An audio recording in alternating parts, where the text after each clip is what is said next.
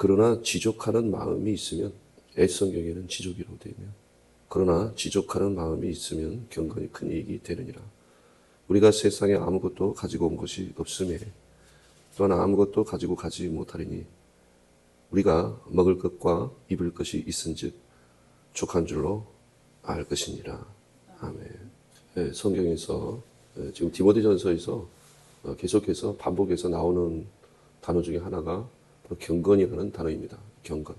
그래서 이 경건은 하나님께서 우리에게 진리의 말씀을 주시고 우리가 그 진리의 말씀으로 회개를 통해서 열매를 맺는 그 회개의 열매로 우리가 또 볼 수가 있습니다. 우리가 진리의 말씀을 우리가 구원의 복음이다. 진리의 말씀, 곧 구원의 복음을 우리가 들었다. 그런데 이 진리의 말씀, 이 구원의 복음은 누가복음 24장에 보니까 우리 예수님께서 말씀하시기를 모든 성경이죠. 모세의 글과 선지자의 글과 시편에서 나를 위해서 기록한 것이 바로 예수 그리스도께서 고난받으시고 3일 만에 다시 살아나시는 것.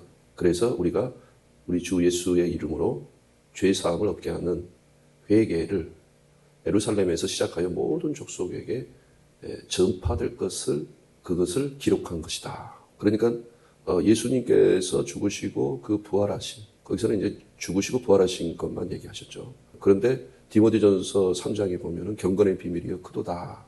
그렇게 말씀하시면서 우리가 이미 디모데전서 3장에서 봤잖아요. 경건의 비밀이 크도다. 경건의 비밀이여 하면서 예수 그리스도께서 육신으로는 나타나신 바 되시고 영으로는 의롭다 하심을 입으시고 천사들에게 보이시고 그리고 만국에서 또 세상에서 전파되시고 믿음 받으시고 영광 가운데 하늘로 올리우셨느니라. 그러니까 경건이라고 하는 것은 예수 그리스도께서 죽으시고 부활하시고 그러니까 우리가 육신으로 나타나시고 영으로 의롭다 하심을 받았다라는 것. 그렇게 우리가 말할 수 있지만 죽으시고 부활하신 것을 말씀하시는 것이죠. 죽으시고 부활하시고 영광 가운데 올리우셨느니라.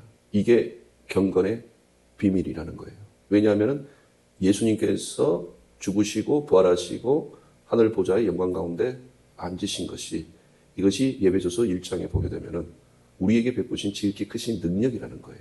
그래서 거기서 에베소서 1장에서도 지혜와 계시의 영이 너에게 있어서 부르심의 소망과 기업의 영광의 풍성함과 우리에게 베푸신 지극히 크신 능력이 어떠한지 너희가 알기를 원한다라고 했잖아요. 그런데 그 지극히 크신 그 능력이라고 하는 것은 예수 그리스도께서 죽으시고 부활하시고 하늘 보좌 우편에 앉으셔서 이 세상과 오는 세상에서 또 모든 세상에서 그 이름이 뛰어나게 하시고 모든 만물을 복종케 하시고 교회 머리가 되게 하셨다.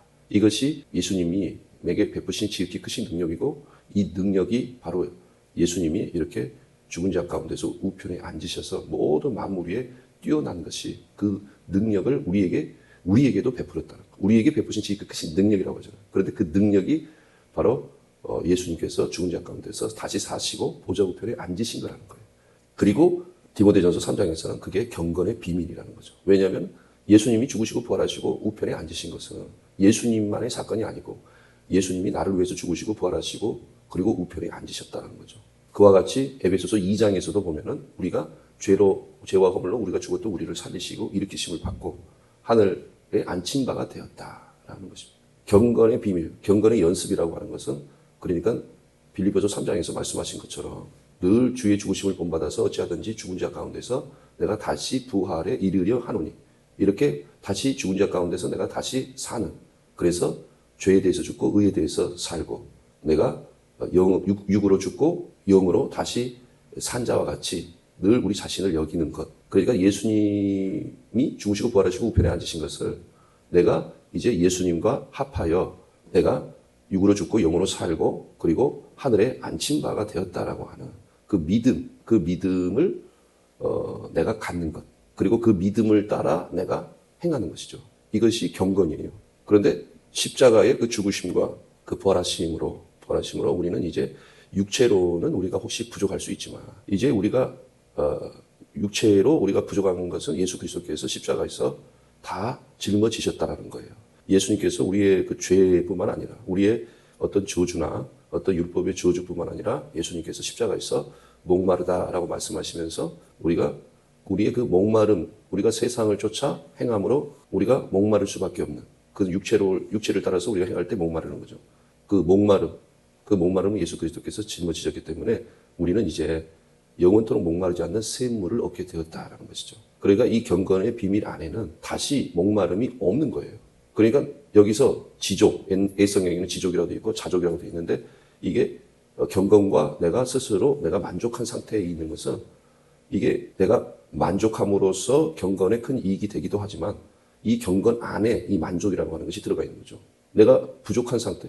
시편 23편에서도 여호와는 나의 목자시니 내가 부족함이 없다라고 하잖아요. 그러니까 내가 부족한 상태에 있다라고 하는 것은 내가 육체를 따라 행할 때는 부족하다는 거죠. 그러나 내가 예수 그리스도 십자가를 따라서 그 경건의 그 비밀, 경건의 그 연습을 통해서 내가 이제 예수님이 나를 위해서 고난받으시고 영광 가운데로 들어가신 예수 그리스도, 이제 내가 육으로는 죽고 영으로 산 자가 되어서 그래서 그 영으로는 우리가 이제 부족하지 않다라는 것입니다. 그러니까 우리가 자족하는 마음이 없으면 경건에 이르기가 어렵다고 하는 것이죠. 경건 자체가 다시 목마름이 없는, 부족함이 없는, 그래서 우리가 감사로 우리가 기도를 하는 것이죠. 내가 모든 것을 너희가 아무것도 염려하지 말고 기도와 구할 것을 감사함으로 아뢰라. 그런 감사로 내가 기도를 하는 것이 바로 십자가를 붙들고, 그리고 그 감사의 모습, 그 만족한 상태가 감사잖아요. 그 상태가 바로 자족하는 상태고, 그게 십자가의 신앙이고, 그게 바로 경건에 이르게 된다는 거예요.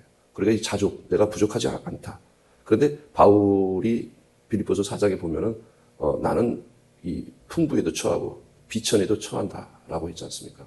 그러니까 내가 어떤 이런 내가 부족한 상태, 그리고 내가 어떤 풍부한 상태, 내가 배부르고 배부른 상태, 그리고 배고픈 상태, 풍부한 상태, 부족한 상태, 이러한 것 속에서 일체의 비결을 내가 얻어서 만족하는 법을 내가 터득하였다.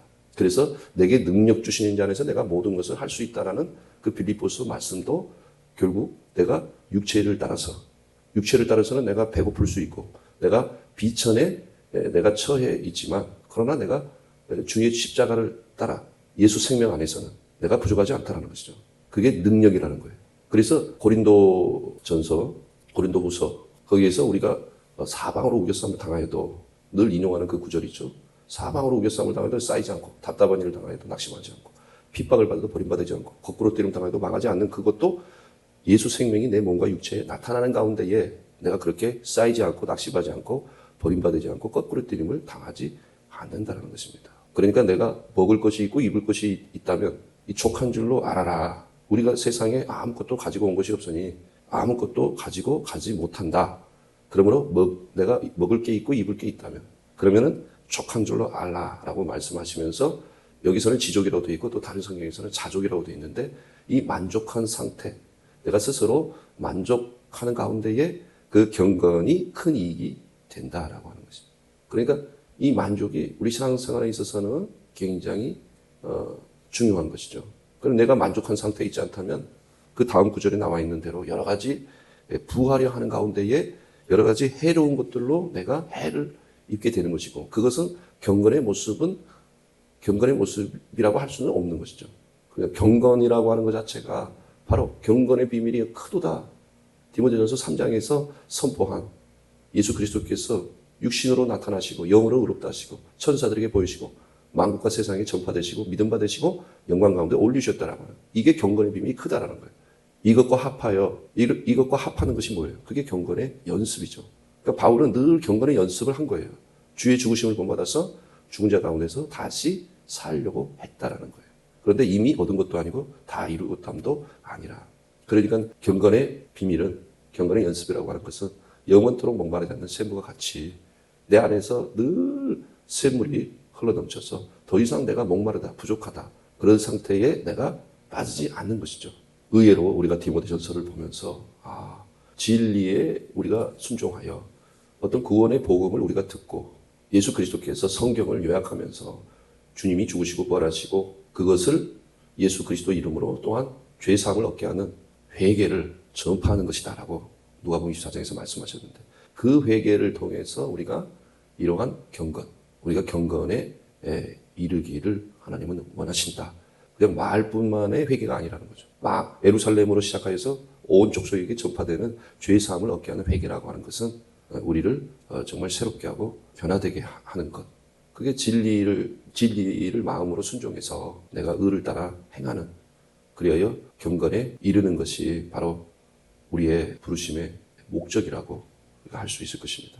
기도하겠습니다. 사랑하신 하나님, 크도다 경건의 비밀이여, 우리가 예수 그리스도를 말미암아 경건에 이르게 하여 주시고, 먹을 것이 있고 입을 것이 있은지 늘 족한 줄로 알게 하시고, 바울처럼 풍부에도 비천에도 처할 줄 알아 일체의 비결을 배워 우리에게 능력 주시는 자 안에서, 그리스도의 능력 안에서 온전히 열매를 맺고 경건에 이르게 하여 주시옵소서. 감사드리며 예수님 이름으로 기도합니다. 아멘.